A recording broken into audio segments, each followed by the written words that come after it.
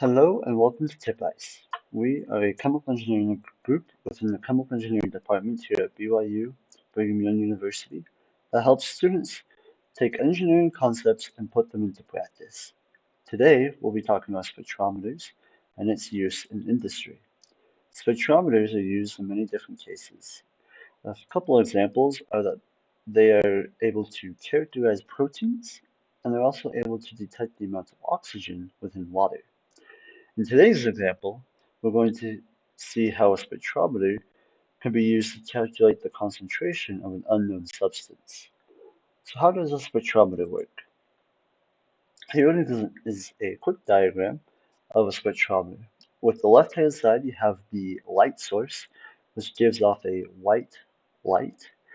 This is then shown into a lens, which this lens then directs that light into the prism.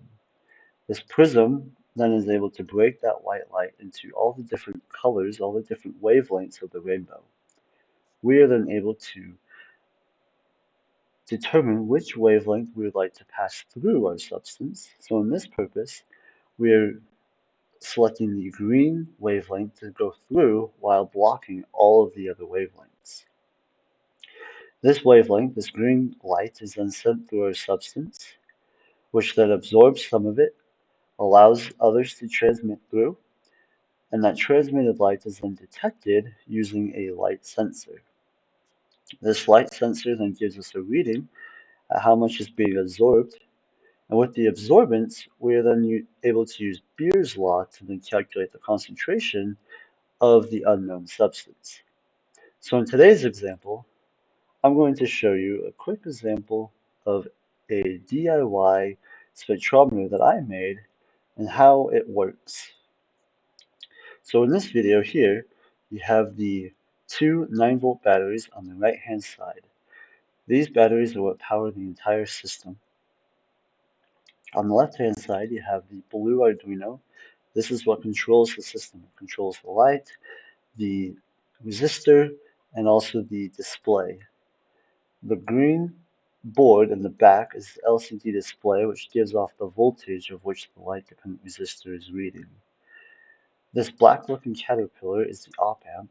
This is what takes the voltage from the light-dependent resistor and basically blows it up so that the Arduino can read that voltage. Up here in the top, you have this box. Inside this box is where you put the cuvette.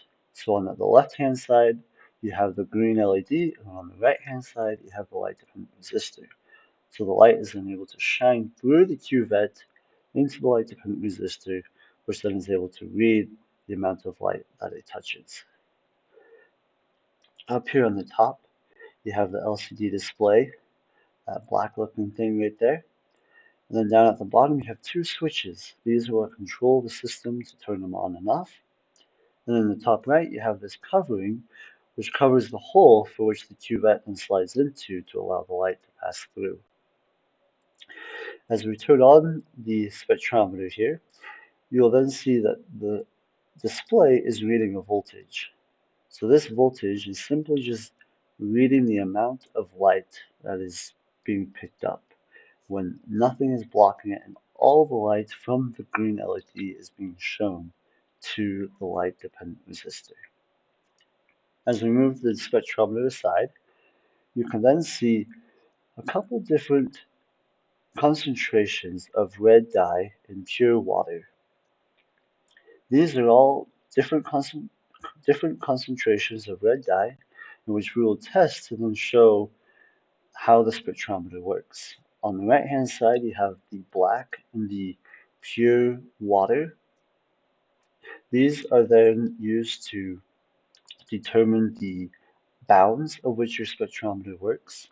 So the black cuvette is used to block all the light, while the pure water is then to show the upper bound of the light that is able to go through to be transmitted through that cuvette. So these give you the bounds for all the different other concentrations that you can see on the left-hand side, ranging from the top, from the highest concentrated to the lowest concentrated next to that black cuvette. So subsequent videos, we will show how my spectrometer is able to read these different concentrations versus how a industrialized spectrometer works. So thank you for coming, and we can't wait to see you until the next video.